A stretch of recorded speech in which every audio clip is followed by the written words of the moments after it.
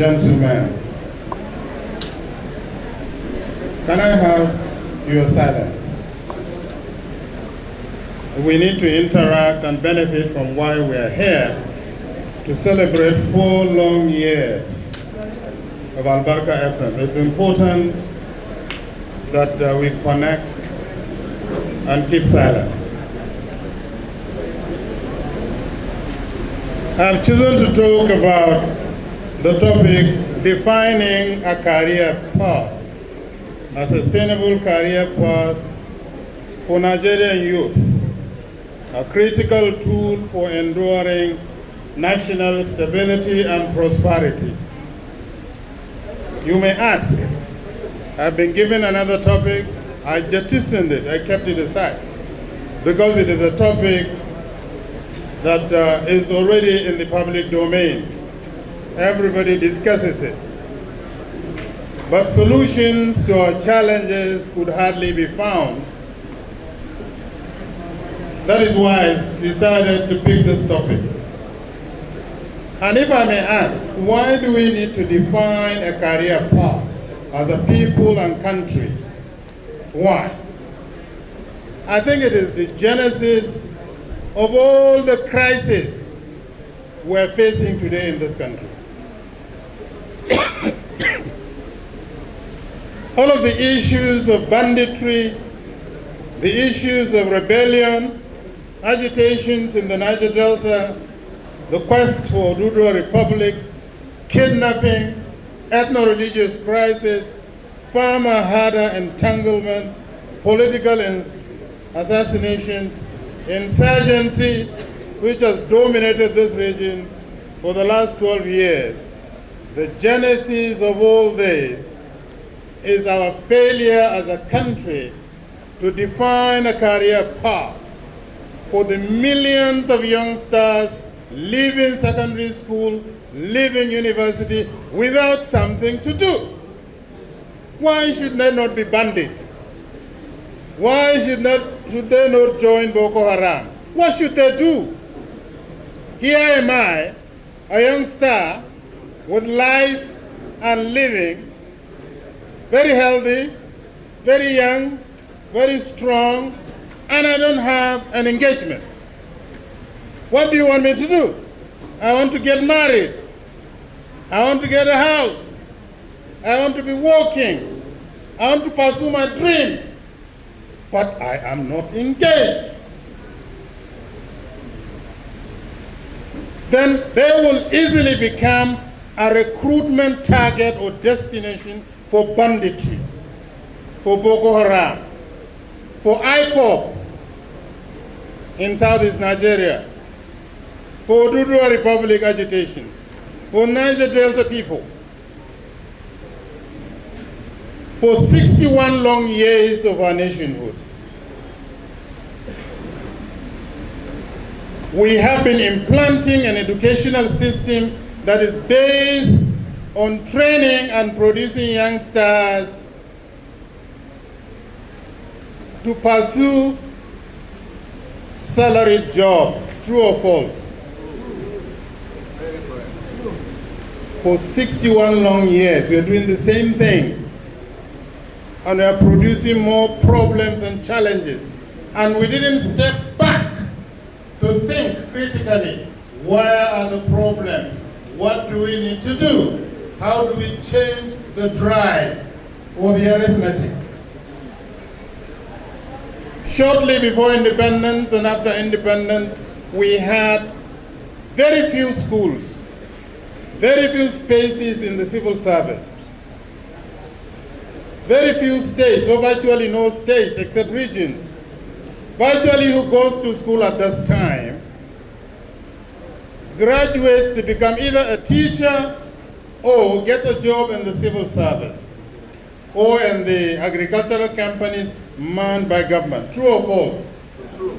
These jobs were readily available, so much so that there are cars at that point in time when we were growing up labeled ladder, and all across northern Nigeria, those brand of cars were being regarded as ladder, ladder mboko, because once you graduate, with a high school cert, with a grade 2 teacher certificate, or with even a YX certificate.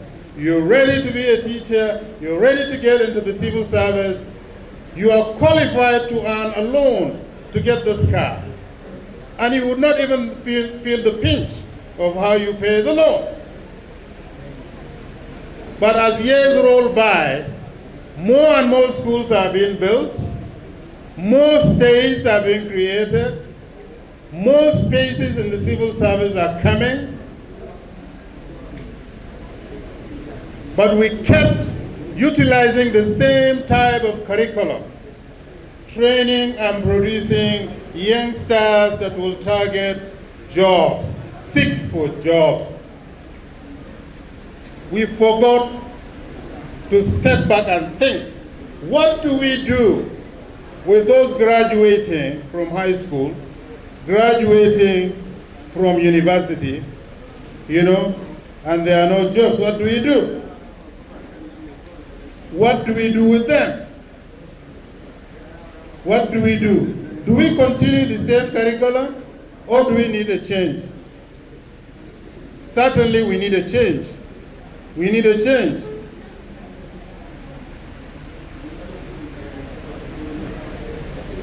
We are not going to solve the problem of unemployment, of poverty, of all the crises in the land once we do not change the curriculum.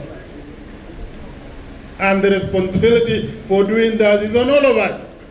Forget it. Don't just say, no, I want the Ministry of Education. No. It's everybody's business. Whether you're in agriculture, whether you're in environment, works and housing, whether you're in the private sector, whether you are a market woman, whether you're a sportsman, whatever you do, whether you're a security guard, it is our collective responsibility.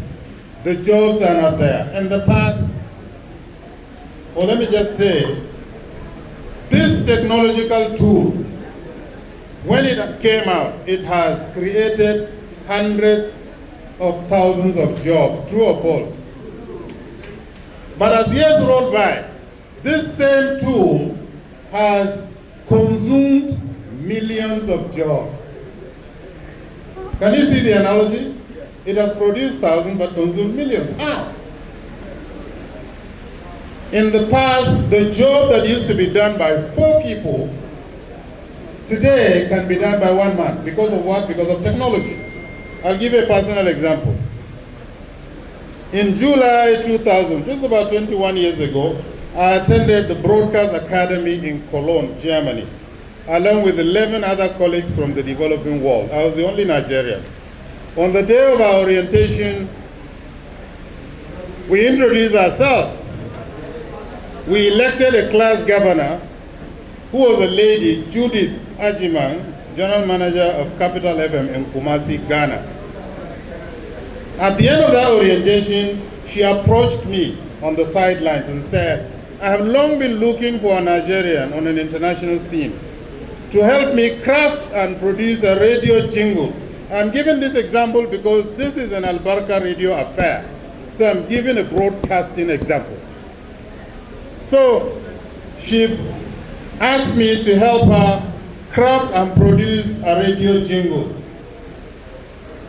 to advertise her radio back in Ghana in pidgin English, because Ghanaians love the Nigerian pidgin. I told her, you are in the right place, because I've spent more than 10 years practicing broadcast journalism on the streets of Lagos. So the pidgin of my pidgin English was as equal as the pidgin English of an indigenous of Wari in Delta State. That's the heartbeat of pidgin. We sat, I wrote a 1-page jingle in pidgin for her. I read it out to her. She was excited. She liked it. I said, okay, let's look for a studio to record. We were shown a studio by someone from the newsroom. We entered, and then she left us and went. I thought she was coming with other paraphernalia and staff, the studio manager, to guide us. She didn't. We spent 10 minutes waiting. Then I had to get back to her. I excused Judith, let me go and call her. Madam, we're still waiting for you. She said, waiting to do what? I said, waiting to put us through, waiting to connect us with the technical director and the studio manager. And who will produce us? She said, no, you're on your own.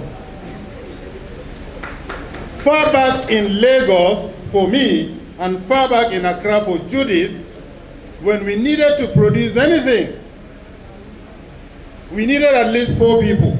Those in broadcasting, true or false. The producer, the presenter, the studio manager, the technical director, for airing. But she said, everything is in that cubicle. The technology, the buttons, the knobs, everything. You just press a button, you do a recording, you can post it to any other more than 20 different studios in the building, if you need it anywhere. Secondly, the size of that studio is 10 times smaller than the size of the studio I used to work with in Lagos, which Judith used to work with in Kumasi, Ghana. So in terms of space, jobs are shrinking. In terms of options and opportunities, jobs are shrinking. How can we as a people, as a country, as ministries, as departments, as agencies, as commissioners, as politicians, as public figures, as broadcasters, and even as parents, continue to produce or encourage our youngsters to get into secondary school, get into university, to go and get theoretical knowledge so that they can graduate and come and sit down waiting for jobs to be advertised? Today, we all know it, we are all Nigerians. If the Department of Customs and Excise or NNPC or Federal Inland Revenue Service or whatever big-time ministry in this country advertises for jobs, 10,000 people, for example, will be employed in any of these. Before you know it, the entirety of the people in this hall may not even get a chance to get the form. Majority will go to legislators. I'm sorry to say that. I'm a reporter all my life. I don't make any hide and seek. Majority will go to top public figures, ministers, senators, legislators, directors, big names in the country. Maybe 10,000 jobs, applications. 9,500 or more will go to these people. You and I will get nothing. Why should we continue to focus on training and producing job seekers? To seek which jobs? Where are the jobs? They are not available. We don't need any difficult arithmetic. In 2003, I'll give you another example. When the American University of Nigeria was to be established, I was privileged to be among the pioneer employees. We conducted a survey for secondary schools in Nigeria, both private and public, not university, secondary school leavers. As at that time, every year, Nigerian secondary schools produce at least 1.2 million graduates who sit for NECO, WAEC, and JAM. At that time, there were less than 70 universities in Nigeria. Out of this number of 1.2 million secondary school graduates, these universities had space, admission spaces for only 100,000. It means that at that time, these graduates, 1.1 million of them will not get into university, not because they didn't pass JAM, NECO, or WAEC, no, because there are no spaces. There are no spaces. Let's assume that another 100,000 make do with polytechnics, colleges of education, and other tertiary institutions, and another 100,000 come from rich families and they can afford to travel abroad. We still had, as 2003, 18 years ago, about 900,000 youngsters graduating from secondary school without jobs, with energy, with capacity, with brain, with limbs, with eyes, with ears. No jobs, no chance to get into schools. Even if they want to get into businesses, how? They don't have the skills. They were not trained. So, the onus lies on us to sit and think. What do we do? It is time for a huge reorientation in the kind of curriculum that we run in schools. We're not even talking about 18 years ago, those who begin to graduate from universities. Where are they going? What do they do? Their popular pastime is to photocopy hundreds of their documents and keep and wait. When their parents are connected, when there's a chance somewhere, they give them a note, go and try your luck. I know somewhere around here in northern Nigeria when a federal polytechnic was created, people were applying before it even opened. I had a friend who needed a new job, who needed to change a job. He traveled to the destination severally, and then on the third occasion, one officer asked him, why are you here? He said, I've been trying to see if I can get a job here.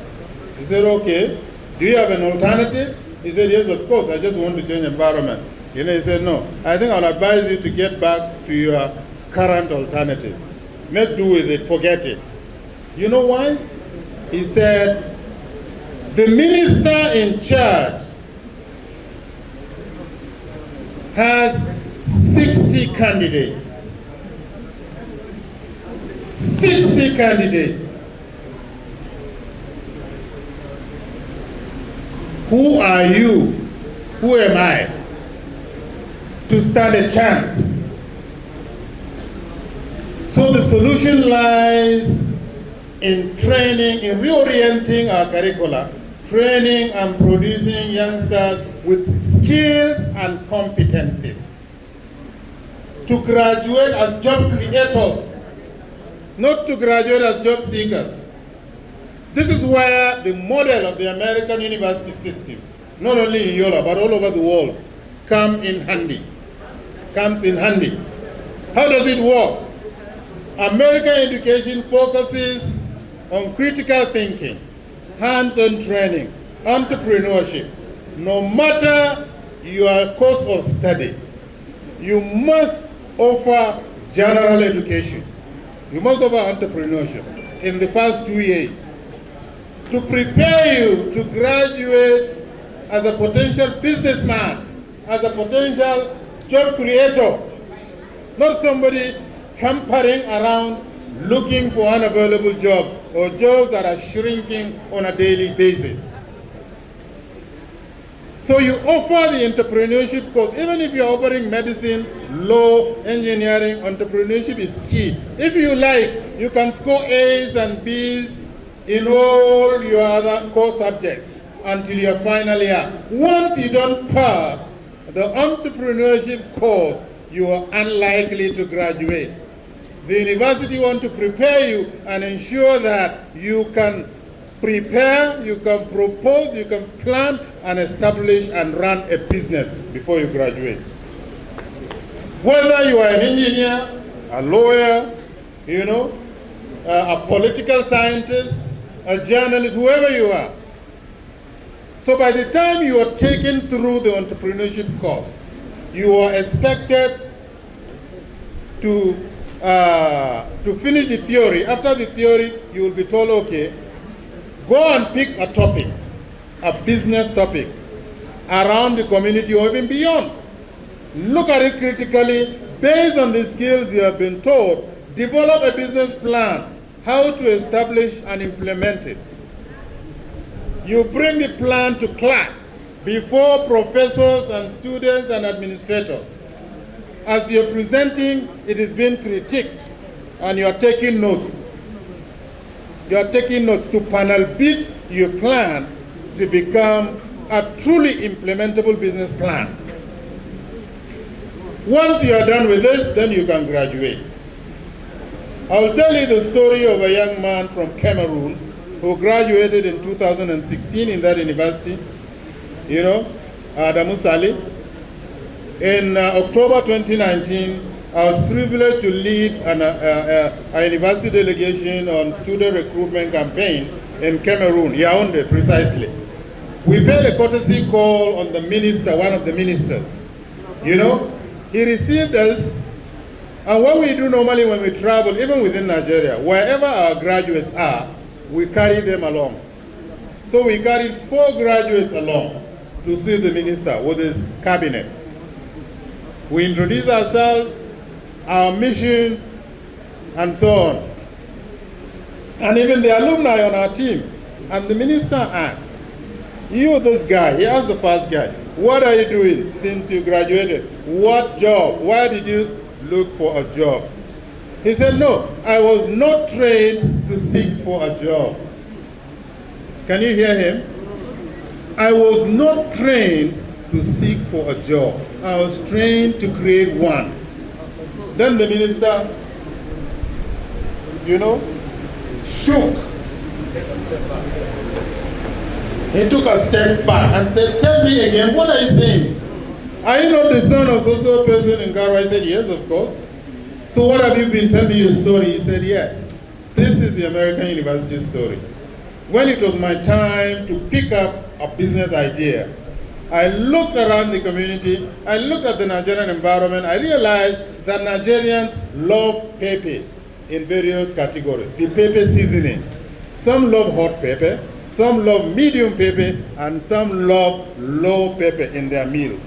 And so I decided to develop a business plan that will propose to establish a liquid pepper manufacturing company. He used his critical thinking skills. And that liquid pepper, he told us why he went for liquid pepper was because the generality of the pepper that is being used are either fresh from the market square or powder. True or false? He used his critical thinking skills and went for liquid. And the liquid is in different categories. One look yellowish, one reddish, one orangey, one pinky, in different bottles and sizes. The minister was amazed. So this young man took us to the neighborhood where his company was located, one of the high-brow business areas of Yaoundé. He has employed people he has never worked, and he is in millions. We can't continue to focus on training and producing job seekers who will get tied to the job for 35 long years, waiting for retirement without a house of their own, without lifelong relaxation in terms of the freedom to operate within the workspace. But if you establish yourself, you focus on your own job, it's going to work. When I returned in October 2019 to Yola, there's a big-time supermarket in Yola called San Hussein. It's established by someone from Gombe, one of the biggest, if not the biggest. I entered to do some shopping. I found the liquid pepper by this Yaoundé boy on display, 1,100 naira per piece. Since 2016, the boy has never looked for a job. He said for the rest of his life, he will never work for anybody. That's just the way to go. In my own home, I have a personal story to share about the 6 boys I was blessed with, which made their mother curious about my suggestion. One day, I invited them to a meeting in the house, an open meeting. I told them that I have a suggestion, that the direction towards which the world is moving does not call for us to educate these youngsters and only wait for them to get jobs. No. Let us tailor them towards acquiring skills of their own preference. What kind of skills do they want to drive the rest of their lives with? We should not compel them, much as we did not compel them to read the courses they're reading in university. We should not compel them to really, we have to really guide them to select skills. I said we deal with a lot of artisans at home. Virtually all of us here, we have our electricians, we have our plumbers, we have our welders, we have our carpenters, we have our tailors. We deal with all this. We have family tailors. They come to the house, they come for maintenance, plumbing works, and so on. I said, I want you to choose out of these skill areas what you want to do side by side with going to school. Whenever you are on holiday, I'll attach you with one of the family artisans so that you can learn the skills you want. So that by the time you graduate, you will have the theory in your pocket and the practice in your hands. It's only when you need the theory that you'll bring it out of the pocket. The one in the hand is one that can readily go into the mouth of it. So, you know what the mother said? I'm privileged. I'm sorry that my wife and her 4 daughters are seated in this hall. You know what she said? Who can guess what she said? Tunkana Raye, Yanka, Professor. Tujesina Koyom Pulamin, Taylor, welder, da wannan yamurin kake so ka hada su? Electrician, in sun fadi sun mutu ba. To wayan da suke mana aiki ba ba mutane bane? There is no job that has no risk. The goal, there is a hadith of the Prophet ﷺ that says, every action is judged according to intentions. Your intention is to acquire skills. Oh, okay. Oh, I'm sorry, I've been talking like a reporter. I was told to summarize.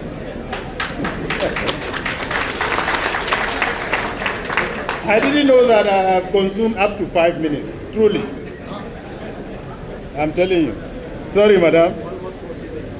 So, as Nigerians, we all have an abiding responsibility to always identify areas of critical livelihood skills and competencies and encourage schools to create career development centers that will focus on the following areas. You know, our loss, our obsession with job security, we should forget it. Who created the security? You should create your security and bring others under your roof and employ them and solve one of Nigeria's national problems. We cannot say government should continue to create the solutions. You want me to stop? Yes. I'm summarizing. I'm summarizing in 2-3 minutes. We need career development centers in all schools. Are you getting me? In all schools. I challenge politicians who are representing constituencies from even the local government level. There are wards in Bauchi, all over Bauchi. From the councillor level, councillors, please develop career development centers and engage youth for hard skills, for soft skills, for agricultural greenhouse, so that they can stand on their own. The hard skills example could be an iron and glass workshop, carpentry and upholstery workshop, cosmetology salon, electrical and electronics workshop, food and beverage kitchen, waste management center, and so on. Just 3 lines. The soft skills center could train youngsters in public speaking, coaching, events management, tailoring and embroidery, multimedia and printing technology. Finally, the agricultural greenhouse. You could train youngsters in fishery, poultry, orchardry, horticulture, livestock breeding, food and cash crop. I'm sorry that I've only been able to present 1/3 of this paper. Thank you. A round of applause for Professor Albarka. A media broadcaster,